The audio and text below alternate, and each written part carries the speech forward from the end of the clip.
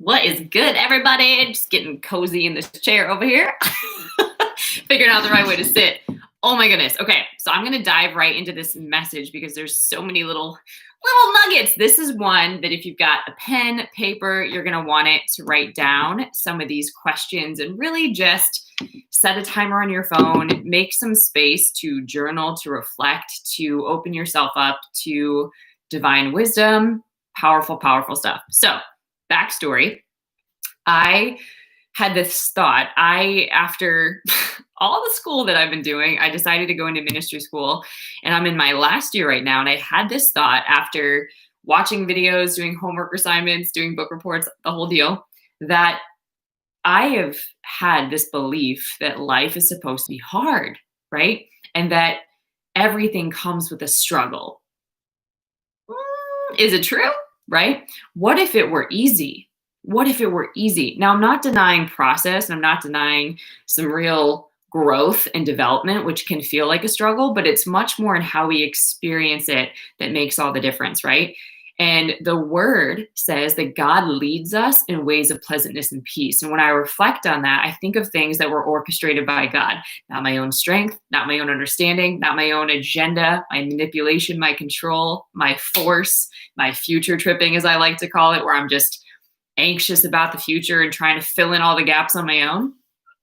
When I am in a state of trust, when I am in a state of contentment, when I'm in a state of peace, the best things flow out of me. I am open.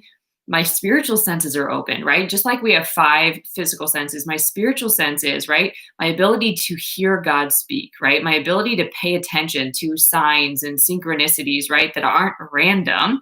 They're ways of God getting my attention and kind of just winking at me like, keep going, girl, you're on the right path. Like, I got you, right? Words of knowledge, just ideas, divinely inspired ideas, like a sense or an impression, dreams, right? Like, I'm open to that kind of information when I'm not forcing. And anything that's been a God thing, it has steps that, yes, I show up to them. Maybe I'm like affirming myself in the process, but these doors are opening without my force.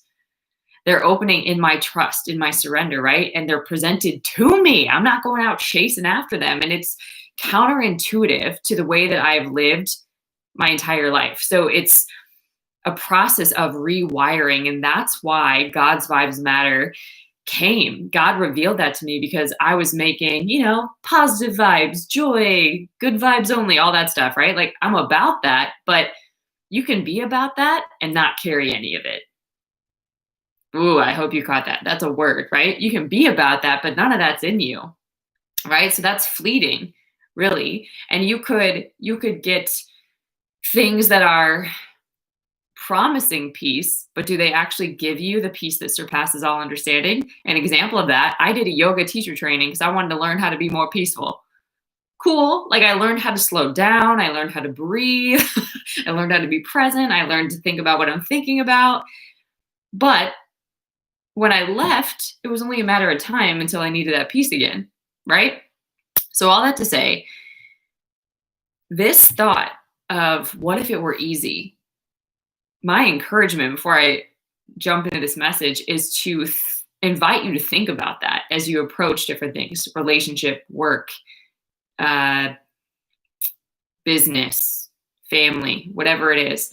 What if this were easy? What if this were fun, right? And then what you're doing, because you're engaging your brain in that question, it's going to search for an answer. And then if you pray with God about this, he'll start giving you strength and guiding your steps as well, right? We can make all our plans, but God establishes our steps. So for what that's worth, if you have been somebody that's just believed that life is supposed to be hard, I encourage you to embrace a new rhythm and a new way of being, right? God leads in ways of pleasantness and peace. Okay, so if it's not giving you peace, if you're constantly in conflict, maybe that's not something that is a God thing, just something to think about. Now, you will have to fight and battle for something, so it's going to require a lot of wisdom and discernment, but you staying in peace is where your power is. You experiencing joy in the journey and being present in the process, so, so powerful. So just want to highlight that for you. Now, when we believe that we're supposed to suffer, a lot of times what we do is we compare and despair, compare and despair. We go into this pattern of constantly looking at other people and measuring ourselves up against that. Well, they have this, beautiful relationship, or they have this awesome business and career, they're prospering in ministry, or they don't even have a degree, they're not even qualified and they're thriving, or they got promoted and I've been so faithful, right? Like all of these things that happen, we compare and go into despair. We have no power when we're in despair, right? That's on purpose, but you've got to recognize that you're doing it. A lot of times, this is our enemy. So developing discipline and boundaries around this is huge, right? But just check out your screen time. How much are you on your phone just scrolling and comparing and then getting into despair that you're not enough, that you're not worthy, that you're not qualified, all of that. Not a fun process, but we do it because that's usually tied into our identity, right? When you know who you are, when you know whose you are, when you know what you're called to and what you're here for, you realize how valuable your time is. And really what you can focus on, because the cost of the call is so great. So you learn to be disciplined, and God is helping you do that. Your calling is what's kind of healing and working that stuff out of you, okay? That stuff that's not supporting your growth. Oh my goodness, I can't unlock my phone. Okay. Has this ever happened to you? You try it so many times and it locks you out? Well, give me a minute and I'll get into my message. But what I wanted to say is that something that's helpful, particularly when you don't really know who you are, is washing yourself in the Word. I don't believe that you can really walk boldly and confidently, there we go, when you don't know who you are. And this didn't really ring true for me until I had a relationship with God and I started reading what God said. And then I started to think, well, I can't afford to have any thought in my mind that God doesn't think about me. What am I doing, right? So even if you just do, this is a simple way to do it. If you just do a Google search, and I'll walk you through this right now, but if you just do a Google search and you type in identity scriptures, and then look at the scriptures that come up and read them in different translations too. I have found that certain ones speak to me more than others, and certain words are highlighted to me too. So I'll just give you an example now that I'm back in my phone. Okay. I'll give you an example of how this works.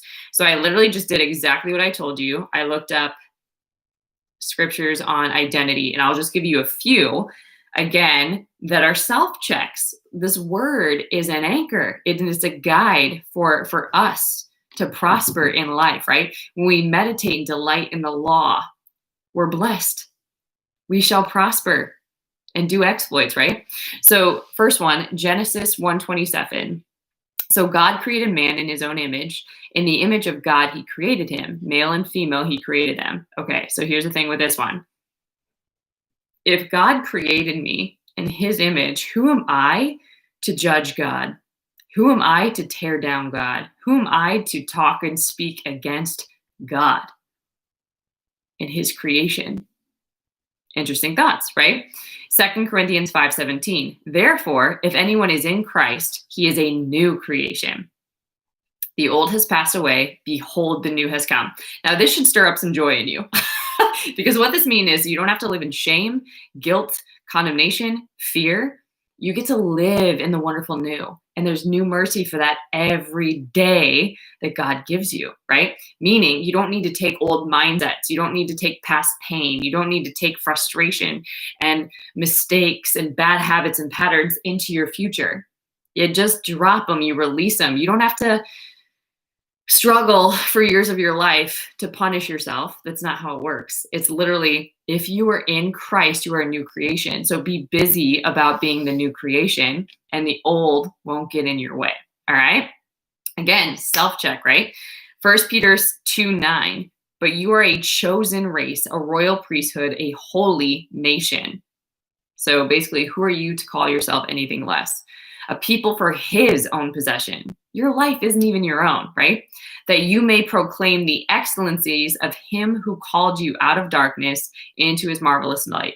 Now, if you've ever been called out of darkness, you know where your praise comes from, right? Now, you're not proclaiming your awesomeness, just straight up like marketing yourself and promoting yourself all over the world. You are proclaiming the excellencies of him who called you out of the darkness into the light, right? So it's when we shift our focus from self-focus to God-focus that we have the right perspective to approach life, right? I got two more. Jeremiah 1:5. Before I formed you in the womb, I knew you. And before you were born, I consecrated you. I appointed you a prophet to the nations. So break this down. Meditate on the words, right? That's what it means. Meditate on the words. Think about it. Ponder about it, right? Let it be real for you. And don't just read over it. Before I formed you, before you were even setting foot into this world, taking your first breath in this world, God knew you. He already created the plan and the vision for your life, right? Wild. Before you were even born, again, he set you aside as a chosen one. His eyes are on you. You'll never get out of his sight. And he appointed you to spread good news, to build up, to encourage, right? So powerful. And then lastly, Galatians 2:20. I have been crucified with Christ. It is no longer I who live, but Christ who lives in me, right? And the life I now live in the flesh, I live by faith in the Son of God, who loved me and gave himself for me. Same thing, break it down. My sin, my old nature, your cray, your past, your mistakes, all that, crucified on the cross, dead, right? Consider it dead, right? Leave it behind. It's no longer that person that's living, but Christ who lives in you. So when we walk in the Spirit, we won't fulfill the lust of the flesh, right? And the life you now live, it's by faith in God, not faith in yourself and what you can do, in your own talent, your own ability, in man, and anything in the world. It's in God who loved you and gave himself up for you. So if God is willing to go to that length for you, he's not going to just cast you aside and forget about you, right? Powerful. Okay, so now let me bring this into the message that I've got for you. All right, ready? As if those weren't messages enough. I know. Strong word. Okay, so the question that I have for you is, do you know you? Do you know you? Because when we get so caught up in people pleasing and achieving and performing and looking some kind of way and curating our social media feeds and just manufacturing our image to look some kind of way, when we get so caught up in that, we lose ourselves. We just straight up abandon ourselves. And that's the worst pain. Yeah, it hurts when people leave you, but you leaving you? And who else knows that pain? God knows that pain. How many times do we leave God? Just going to lay that there. Okay. Do you know you? Now, this is where the pen, paper, all of that is really good in setting a timer to work through this piece. So here's some questions. Think of the people you know and who know you the most. What do you show them? So what do they know about you? Right? Because sometimes we only reveal certain parts of ourselves that we're comfortable with people seeing. And then we have so many things that are unseen, even to ourselves sometimes. So think about the people that know you the most. What do you show them? Okay. And what do they know about you? Next, do you understand this 50-50 balance between the negatives in life and the positives in life? What does that mean? That means that sometimes you're going to show up not in your best light, right? Sometimes people call this the shadow self. So when life is crazy, when you're going through something really challenging, when you get blindsided, when you get hurt in some kind of way, who is that version of you that shows up? What are those qualities that show up? Okay. And also when you're in your most joyful, centered, peaceful state, who shows up, right? So deeper still, what parts of yourself are you rejecting and hiding? Because the more you reject and hide yourself, the more you're going to find people show up like that and give you opportunities to continue to do it, because what you focus on is going to continue to grow in your life, right? And you can't fully embrace who you are or even allow people to love you if you don't do it first. That's why the verse, love your neighbor as yourself, you got to start here and do the work, all right? Do you know what you most love and desire, and are you willing to honor that? So this is twofold. Do you know what you most love and desire? For me personally, in my own story, I didn't for a long time. I knew things that I enjoyed, but when those things were shifted and moved, like for example, athletics, and I'm not an Olympic athlete and that's not going to be my profession, then what? I gave so much time and energy into that. Now what? What fills that space, right? And that can be jarring. So, do you know what you most love and desire? One thing. And are you willing to honor that? And then are you willing to honor that even when it's going to upset other people?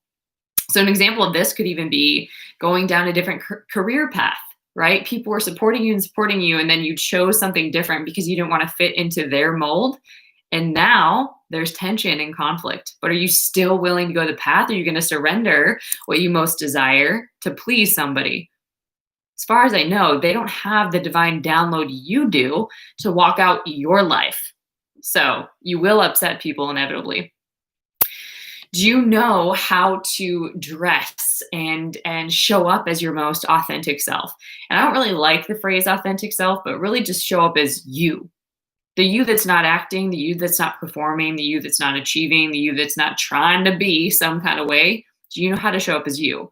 Do you know how to eat food that takes care of you, to form relationships that really support you and bring out the best in you, to go to places that inspire you, to show up to work that fits you and suits you and expresses who you are, right? The most pure version of you, right?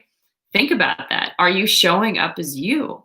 Because the more you act, the more you're going to get fake, shallow, sad things, right? That don't make you feel good. What does it mean to show up for you? And how does that feel? I know in the very beginning, it felt freaking weird, right? When you're so used to putting other people before you or sacrificing your needs to make sure that other people are cared for, it can feel really weird to start making space for you and to start taking up space. Wait, I have a voice, I have interests, I have hobbies, I do have this desire, I am passionate about this. It's a journey and you explore it and you pay attention to how you feel. A lot of times it's like shedding. Sometimes there's grief involved because you realize all these things that you may be attached to or that formed you that aren't really you. And that can be upsetting, right? But what you get to step into now that you're aware, worth it, okay? And if you're in this place right now where you're like, ooh, dang, I don't know who I am. The thing is, you do. Deep down, if you dig deep enough, if you remove enough layers, you will find what's true. You will. You just got to stop acting in somebody else's movie and start being the lead in your own, right? And telling yourself the truth changes how you show up. And it's an organic process that just starts unfolding, and it can almost feel accelerated because the more you honor yourself, the more you embrace truth, you're just set up for a different path. You're building momentum, and that starts to work for you, okay? And you get to decide this. You get to decide who you're going to be in the world. So yes, there could be consequences that we're dealing with, but ultimately we chose, we participated, we allowed, we tolerated. So you've got to get to a place if you want change and if you want to start walking out the path of just having that confidence, that peace, sleeping, right? Like restful sleep, fulfillment. If you want these things, right, that the world can't give you, you've got to work on it. You've got to dig. You've got to do the inner work, right? You just need to spend some time uncovering it and trust that that will be work that is so wonderful, right? God makes everything beautiful in its time, but are you putting in the time? That would be the question. So lastly, as we wrap up here, what messages are you reinforcing about yourself? Because they may or may not represent who you are. What is or where is your opportunity to grow? Maybe you're in something that's not authentic. Maybe you keep showing up to something that's not authentic. Where's your opportunity to grow, right? And then how can you fully embrace and embody the gift that is your life? God gave you this life. That's his gift to you. How you live it is your return on investment, right? Not that God needs that from you, but your life is not your own, right? And you're here on purpose for a purpose. And I know when I wrestled with that, I just recognize I'm alive. That means I'm on purpose. My job is to show up and act like it, not take things for granted, not be so self-involved that I'm missing the joy, the peace, the opportunities that are in front of me, the divine synchronicities, the divine order, the divine plan unfolding, right? You are God's creation, and you can delight in you. And it can be fun, it can be joyful, it can be easy. The question really is, will you? Will you? All right, guys, I hope this message blessed you. If it did, make sure you subscribe. Subscribe even if you didn't. You can also copy the link and share with a friend. Sometimes this is a message that people just need to receive and hear. So if that's true for somebody that's on your mind, do your friend a favor, copy the link and share with them. You can also connect with me where? At julianapage.com. I have a self-mastery course that is so, so powerful. If you want to do this identity work, do you know yourself?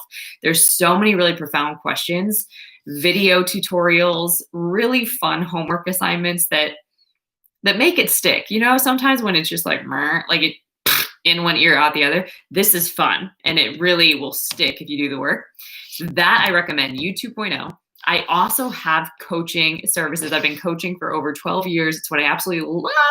So if you want to learn more about your spirit-led process and what redefining success, redefining relationship with yourself, redefining work, redefining service looks like, go fill out. I have a little contact box or just like a quick form so we can get on the phone. So you can go check that out.